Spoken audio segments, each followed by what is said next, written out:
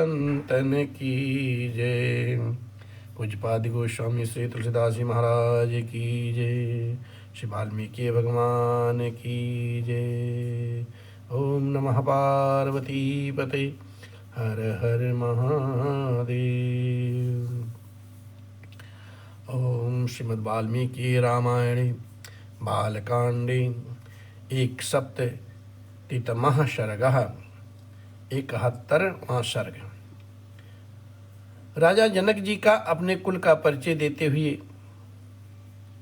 श्री राम और लक्ष्मण के लिए क्रमशः सीता और उर्मिला को देने की प्रतिज्ञा करना। ओम हरि ओम। एवं ब्रुवाणं जनकः प्रतिवाच कृताञ्जलिः श्रोतुर्महर्षि भद्रं ते कुलं न परिकीर्तितम् प्रदाने हि मुनिश्रेष्ठ कुलं निर्वशेषतः वक्तव्यं कुलजातेन तन्निबोध महामते। महर्षि वशिष्ठ जब इस प्रकार से इक्ष्वाक वंश का परिचय दे रहे थे और परिचय दे चुकने के बाद तब राजा जनक ने अपने दोनों हाथ जोड़ करके उनसे कहा, हे मुनिश्रेष्ठ, आपका भला हो। अब हम भी अपने कुल का आपको परिचय दे रहे हैं, सुनिए। हे महामते, कुलहीन पुरुष के लिए कन्यादान के समय अपने कुल का पूर्ण रूपेण परिचय देना आवश्यक है। कुलीन पुरुष के लिए कन्यादान के समय अपने कुल का पूर्ण रूप से परिचय देना आवश्यक है, अतः आप सुनने की कृपा करें। राजा भूत त्रिषु लोकेषु बेश्रुतः स्वने स्वेन कर्मणा निमि परम धर्मात्मा सर्वसत्वतांबरः। प्राचीन काल में निमि नामक एक परम धर्मात्मा राजा हुए, जो संपूर्ण धैर्यशाली महापुरुषों में श्रेष्ठ तथा अपने पराक्रम से तीनों लोकों में विख्यात थे। तस्य पुत्रो विथिर्नाम जनको मिथिपुत्र कहा प्रथमो जनको राजा जनकादप्य युधावसु। और उनके मिथि नामक एक पुत्र हुए।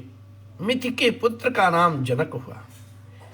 यही हमारे कुल में सबसे पहले जनक हुए हैं और इन्हीं के नाम पर हमारे वंश का प्रत्येक राजा जनक कहलाता है। जनक से उदावसु का जन्म हुआ। अब उदावसोस्तु धर्मात्मा जातो वे नंदिवर्धनः नंदिवर्धसुतः शूरः सुकेतुर्नाम नामतः। और उदावस से धर्मात्मा नंदिवर्धन उत्पन्न हुए और नंदिवर्धन के सूरवीर पुत्र का नाम सुकेतु हुआ। सुकेतुरपि धर्मात्मा देवरातो महाबलः देवरातस्य राजर्षैर्वृषरद्रथ इति स्मृतः। सुकेतु के भी देवरात नामक पुत्र हुए और देवरात महान बलवान और धर्मात्मा थे। राजर्षि देवरात के बृहद्रथ नाम से प्रसिद्ध एक पुत्र हुए। बृहद्रथस्य सूरो अभून् महावीरः प्रतापवान् महावीरस्य धृतिमान् सुधृतिः सत्यविक्रमः। बृहद्रथ के पुत्र महावीर हुए और शूर और प्रतापी थे। महावीर से सुधृति हुए, जो धैर्यवान और सत्य पराक्रमी थे। सुधृतेरपि धर्मात्मा दृष्टकेतुः सुधार्मिकः दृष्टकेतुश्च राजर्षैर्ह्यश्वैः इति विसृजतः। सुधृति के भी धर्मात्मा दृष्टकेतु हुए, जो परम धार्मिक राजर्षि धृतकेतु का पुत्र हेयर्श्व नाम से विख्यात हुए। हेयर्श्वस्य मरुः पुत्रो मरुः पुत्र प्रतीन्धकः, प्रतीन्धकस्य धर्मात्मा राजा कीर्तिरथः सुतः। हेयर्श्व के पुत्र मरु और मरु के पुत्र प्रतीन्धक तथा प्रतीन्धक के पुत्र धर्मात्मा राजा कीर्तिरथ हुए। पुत्रः कीर्तस्यापि देवमीढे इति स्मृतः, देवमीढस्य विबुधस्य महीधृकः। और कीर्तिरथ के पुत्र देवमीढ नाम से विख्यात हुए और देवमीढ के विबुध के पुत्र महीधृक हुए। महीधृक सुतो राजा कीर्तिरातो महाबलः, कीर्तिरातस्य राजर्षेर् महारोमः व्यजायते। महीधृक के पुत्र महाबली राजा कीर्तिरात हुए। राजर्षि कीर्तिरात के महारोमा नामक पुत्र उत्पन्न हुए।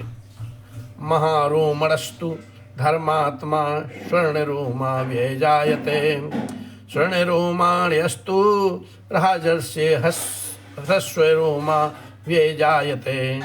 महारोमा से धर्मात्मा स्वर्णरोमा का जन्म हुआ और राजर्षि स्वर्णरोमा से ह्रस्वरोमा उत्पन्न हुए। तस्य पुत्रद्वयं राज्ञो धर्मज्ञः महात्मनः, ज्येष्ठो अहमनुजो भ्राता मम वीर कुशध्वजः।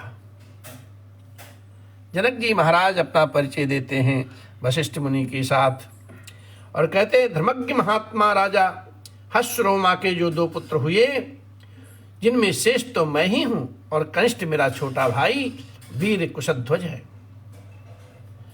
माम तो ज्येष्ठम पिता राज्येषु अभिष्यच्चे पितामम, कुशध्वजम समावेश्य भारम मयिवनम गतः। मेरे पिता मुझ ज्येष्ठ पुत्र को राज्य देव करके राज्य पर अभिषिक्त करके कुशध्वज का सारा भार मुझे सौंपकर वन में चले गए।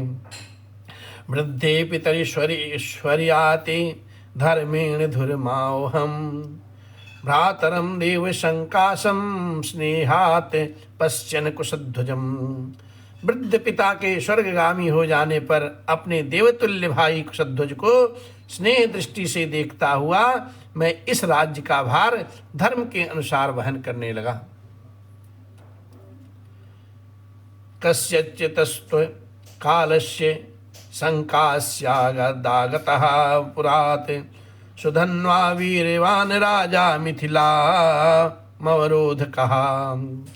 और कुछ काल के अंतर पराक्रमी राजा सुधन्वान ने सांकास्य नगर से आकर के मिथिला के चारों ओर से घेर लिया मिथिला को।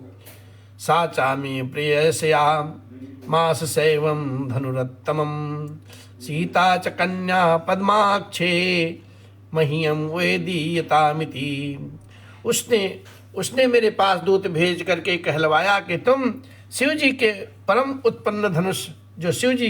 उत्पन्न धनुष तथा अपनी कमल नयनी कन्या सीता को मेरे हवाले कर दो। तस्या प्रदानान् महर्षि युद्धमासीन् मया सह, साहतो अभिमुखो राजा सुधन्वा तु मया रणे। हे महर्षि, मैंने उसकी मांग पूरी नहीं की, इसलिए मेरे साथ उसका युद्ध हुआ। वह उस संसार में सन्मुख युद्ध करता हुआ राजा सुधन्वा मेरे हाथों से मारा गया। हे मुनिश्रेष्ठ, निहत्य तम मुनिश्रेष्ठ सुधन्वानम नराधिपम, सांकास्ये भ्रातरम शूरम अभ्यश्च कुशध्वजम। हे मुनिश्रेष्ठ, राजा सुधन्वा का वध करने के मैंने सांकास्य नगर के राज्य पर अपने शूरवीर भ्राता कुशध्वज को अभिषिक्त कर दिया। कनीयानेश मे भ्राता अहम ज्येष्ठो महामुनि, ददामि परम प्रीतो वैद्धो ते मुनिपुंगव। हे महामुनि, मेरे छोटे भाई कुशध्वज हैं और मैं इनका बड़ा भाई। हे मुनिवर, मैं बड़ी प्रसन्नता के साथ आपको 2 बहुएं प्रदान करता हूँ। सीतां रामाय भद्रं ते उर्मिलां लक्ष्मणाय वै वीरशुल्कां मम सुतां सीतां सुरसुतोपमां द्वितीयाम् उर्मिलां चैव तिर्वदामि न संशयः ददामि परम प्रीतो वद्धो ते मुनिपुंगव। आपका भला हो, मैं सीता को श्री राम के लिए और उर्मिला को श्री लक्ष्मण के लिए समर्पित करता हूँ। पराक्रम ही जिनको पाने का शुल्क शर्त था, उस देव कन्या के समान सुंदरी अपनी प्रथम पुत्री सीता को श्री राम के लिए तथा दूसरी पुत्री उर्मिला को लक्ष्मण के लिए दे रहा हूँ। मैं इस बात को 3 बार दोहराता हूँ, इसमें संशय नहीं है, इसमें संशय नहीं, इसमें संशय नहीं है। हे मुनिप्रवर, मैं परम प्रसन्न होकर के आपको 2 बहुएं दे रहा हूँ। राम लक्ष्मण यो राजन गोदानम कार्य विश्वाहा पितृ कार्यम चा भद्रम ते ततो वैवाहिकम कुरु। और वशिष्ठ जी से ऐसा कह करके राजा जनक ने महाराज श्री दशरथ जी से कहा, हे राजन, अब आप श्री राम और लक्ष्मण के मंगल के लिए इनसे गोदान करवाइए, आपका कल्याण हो।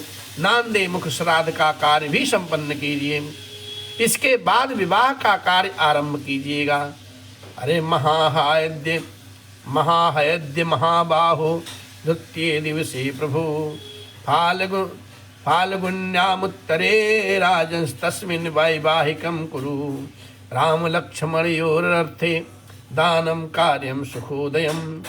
हे महाबाहो, हे प्रभु, आप आज मघा नक्षत्र है राजन। आज के तीसरे दिन उत्तरा फाल्गुनी नक्षत्र में वैवाहिक कार्य कीजिएगा। आज श्री राम और लक्ष्मण के अभ्युदय के लिए गो, भूमि, तिल और स्वर्ण आदि का दान कराना चाहिए, क्योंकि यह भविष्य में सुख देने वाला होता है। इस प्रकार से श्री वाल्मीकि निर्मित आर्ष रामायण आदि महाकाव्य के बालकांड के अंतर्गत में 71वां सर्ग संपन्न हुआ। श्री राम जय जय राम, जय सिया राम, जय